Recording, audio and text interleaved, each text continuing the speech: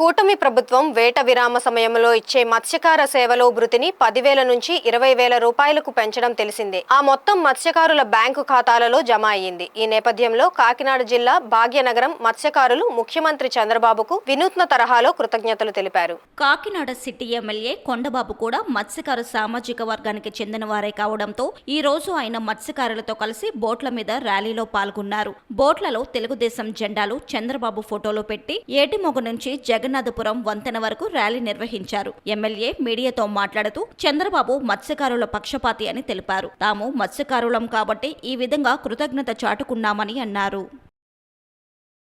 ఈరోజు ఆంధ్రప్రదేశ్ లో మత్స్యకార సేవలో ముఖ్యమంత్రి చంద్రబాబు నాయుడు గారు కార్యక్రమాన్ని తీసుకుని ఈ రాష్ట్రంలో ఎవరైతే సముద్రం మీద వేటాడి జీవిస్తున్నారో వాళ్ళకి 2 నెలల పాటు వేట నిషేధ సమయంలో ఆర్థిక సాయం అందించాలని చెప్పి ఒక్కరికి 20,000 రూపాయలు సాయం చేయడం జరిగింది. దానిపైన ఈ రాష్ట్రంలో ఉన్నటువంటి సముద్రం మీద వేటాడి జీవించే ప్రతి మత్స్యకారులు కూడా ఈరోజు థ్యాంక్ యూ సీఎం సార్ కార్యక్రమం తీసుకోవడం జరిగింది. కాకినాడ పెద్ద ఎత్తున కార్యక్రమం చేశారు వీళ్ళందరూ కూడా ఈ రోజున. దానికి నేను కూడా పాల్గొనడం జరిగింది. ఈరోజు ఈ రాష్ట్రంలో దేశానికి స్వాతంత్రం వచ్చిన తర్వాత ఎంతో మంది ముఖ్యమంత్రులు అయ్యారండి. ఏనాడు కూడా ఎవరు కూడా ఈ రాష్ట్రంలో మత్స్యకారులను ఎవరు కూడా పట్టించుకోలేదు. ఎవరా పట్టించుకున్నారంటే ఈ రాష్ట్రానికి దేశానికి స్వాతంత్రం వచ్చిన తెలుగుదేశం ప్రభుత్వం అధికారంలోకి వచ్చిన తర్వాత ముఖ్యమంత్రి నారా చంద్రబాబు నాయుడు గారు అయిన తర్వాతే ఈ రాష్ట్రంలో మత్స్యకారులకి జీవన ప్రమాణం మెరుగుపరిచారు, ఆర్థిక సాయం అందించారని గర్వంగా చెప్తాను కూడా ఈ సందర్భంగా తెలియజేస్తున్నాను. ఎందుకంటే ఈ మాట చెప్తున్నాను నేను. గతంలో కూడా 2 రకాలుగా జీవిస్తూ ఉంటారు వీళ్ళు. కొంతమంది సముద్రం మీద ఆధారపడి బతుకుతారు, జీవిస్తారు ఏటాడుకుని, కొంతమంది చెరువుల మీద జీవిస్తూ ఉంటారు. అలాంటిది 2 రకాలుగా జీవిస్తున్న వాళ్ళందరూ కూడా ఆయన ముఖ్యమంత్రి అయిన తర్వాత సముద్రం మీద ఏటాడు బతికే వాళ్ళకి బోట్లు ఇచ్చారండి, వలలు ఇచ్చారండి, ఇంజిన్లు ఇచ్చారండి, నావలు ఇచ్చారండి.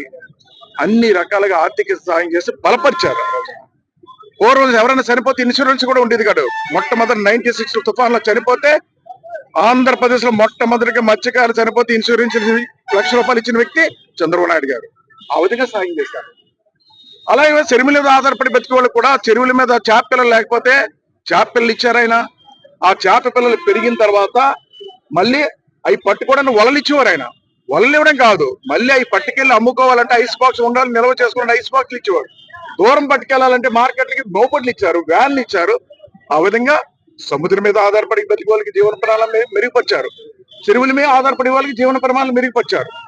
ఏమండి, గత 5 సంవత్సరాలు జగన్మోహన్ రెడ్డి ప్రభుత్వం వచ్చిన తర్వాత పూర్తిగా నిర్లక్ష్యం చేశారండి ఈ కులాన్ని. ఎలా నిర్లక్ష్యం చేశారంటే మీ అందరికీ చెప్పాలి, ఈ మాట తెలియాలి రాష్ట్ర ప్రజలందరికీ కూడా.